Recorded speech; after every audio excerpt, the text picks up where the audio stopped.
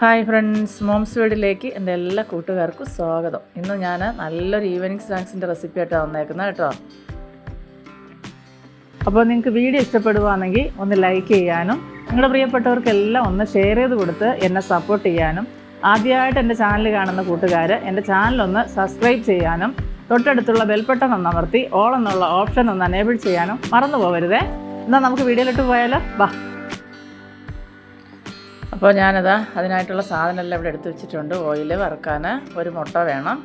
നമുക്ക് വേണ്ടത് പിന്നെ കുറച്ച് സേമിയ, അതുപോലെ തന്നെ ഏലക്ക പൊടിച്ചത്, കുറച്ച് മൈദാപ്പൊടി, 2 പഴം വേണം. അപ്പോൾ ഇനി നമുക്കിത് എങ്ങനെയാണ് തയ്യാറാക്കുന്നത് നോക്കാം. അപ്പോൾ ആദ്യം നമുക്ക് ഈ പഴം ഒന്ന് കട്ട് ചെയ്തെടുക്കാം.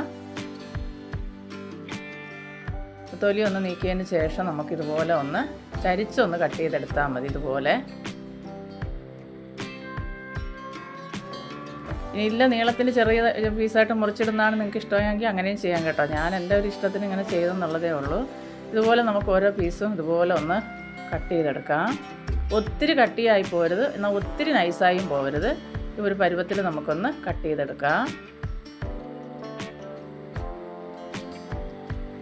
ഇനി ഇത് നമുക്ക് ഈ മൈദാപ്പൊടി ഒന്ന് ഈ പഴത്തിലൊന്ന് കോട്ട് ചെയ്തെടുക്കാനുണ്ട്. ഓരോ പീസ് ഇതുപോലെ എടുത്തിട്ട് നമുക്ക് ഈ മൈദയിലേക്ക് ഒന്ന് നല്ലപോലെ ഒന്ന് മുക്കി ഈ പൊടി എല്ലാ ഭാഗത്തും ഒന്ന് പിടിച്ച് കിട്ടുന്ന രീതിയിലൊന്ന് മുക്കിയെടുക്കാം.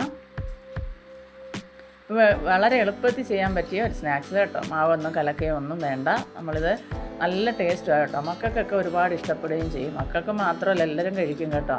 ഇതിൻ്റെ കൂടെ നല്ല ചൂട് കട്ടൻ ചായ കൂടെ കൂട്ടി അങ്ങ് കഴിക്കാൻ എന്താ ടേസ്റ്റ് എന്നറിയാമോ? ഒരു രക്ഷയില്ല. പഴം നല്ല ഇച്ചിരി പഴുത്ത പഴമായിരിക്കണം. ഇച്ചിരി മധുരമുള്ളതൊക്കെ ആണെങ്കിൽ നല്ലതാണ് കേട്ടോ. പഴുത്തത് നോക്കിയെടുക്കുക. ഇത് നല്ല മധുരമുള്ള പഴമാണ്. അപ്പോൾ ഇതുപോലെ നമുക്ക് എല്ലാം ഒന്ന് ആദ്യം ഒന്ന് എല്ലാം ഞാനിതുപോലെ ഒന്ന് മുക്കിയെടുത്തിട്ടുണ്ട്.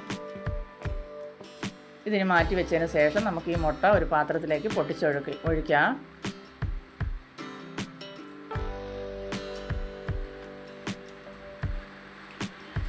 ഇനി ഇതിലേക്ക് നമുക്കൊരല്പം ഏലക്കാപ്പൊടിയും കൂടെ ചേർത്ത് കൊടുക്കാം. നല്ലൊരു മണമൊക്കെ കിട്ടും അപ്പം കേട്ടോ. ഇതും കൂടെ ഇട്ട് കൊടുത്തതിന് ശേഷം നമുക്ക് ഈ മുട്ട ഒന്ന് കലക്കിയെടുക്കാം. ഇതുപോലെ ഒന്ന് ബീറ്റ് ചെയ്തെടുക്കാം ചെറുതായിട്ട്.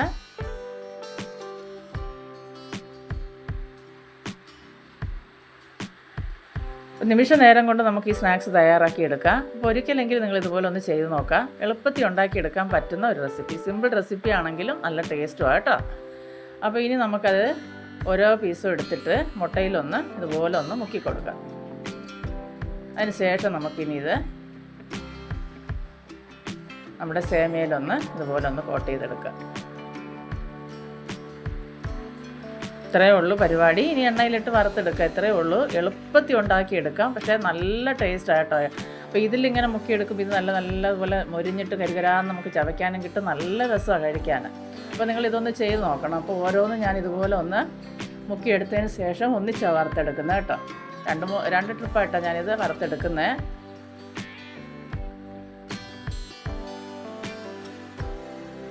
അപ്പോൾ നമുക്ക് ഗസ്റ്റൊക്കെ വരുമ്പോൾ പെട്ടെന്ന് ഇതൊന്ന് തയ്യാറാക്കി എടുക്കാൻ പറ്റിയ ഒരു റെസിപ്പി തന്നെയാണ് കേട്ടോ.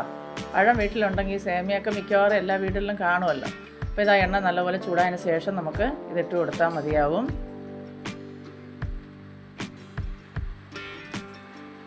ഇപ്പോൾ തീ നല്ല എണ്ണ ചൂടായതിനു ശേഷം തീ ഒന്ന് കുറച്ച് വെക്കാം. ഒരുപാട് തീ വെക്കരുത് കേട്ടോ, പിന്നെ കരിഞ്ഞു പോവും.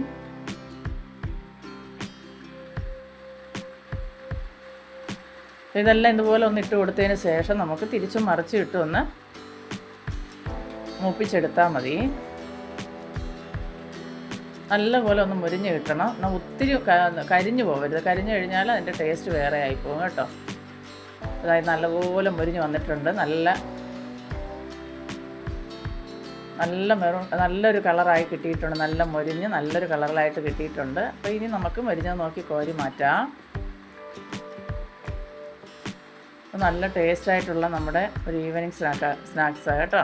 അപ്പം നല്ല എളുപ്പം ഉണ്ടാക്കിയെടുക്കാൻ. ഒത്തിരി സമയമൊന്നും വേണ്ട. ഒരു 5 മിനിറ്റ് പോലും വേണ്ട. നമ്മൾ ചായ അടുപ്പത്ത് വെച്ചിട്ട് ആ സമയം കൊണ്ട് തന്നെ നമുക്കിതൊന്ന് തയ്യാറാക്കി എടുക്കാൻ പറ്റുന്നതാണ്. അപ്പോൾ അതാ ഞാനെല്ലാം അതുപോലെ ഒന്ന് വറുത്ത് കോരി എടുക്കുന്നുണ്ട്. വെളിച്ചെണ്ണ ചെയ്തെടുക്കുമ്പോൾ ഒന്നുകൂടെ ടേസ്റ്റാണ്. അപ്പോൾ ഇപ്പോഴത്തെ വെളിച്ചെണ്ണയുടെ വില അറിയാമല്ലോ. അപ്പോൾ നിങ്ങൾക്ക് എല്ലാം ഇഷ്ടപ്പെടുമെന്ന് ഞാൻ കരുതുന്നു. എല്ലാവരും ഒന്ന് ഉണ്ടാക്കി നോക്കിയിട്ട് നിങ്ങളുടെ ഫീഡ്ബാക്കൊക്കെ അറിയിക്കുക. മക്കൾക്കൊക്കെ ഇത് ഒരുപാട് ഇഷ്ടപ്പെടും. നല്ല കിടിലനൊരു ടേസ്റ്റും അതുപോലെ തന്നെ ഈസി ആൻഡ് ടേസ്റ്റി റെസിപ്പിയാണ് കേട്ടോ. അപ്പോൾ അടുത്തൊരു വീഡിയോ ആയിട്ട് കാണുന്നതുവരെയും എൻ്റെ എല്ലാ കൂട്ടുകാർക്കും ബായ്.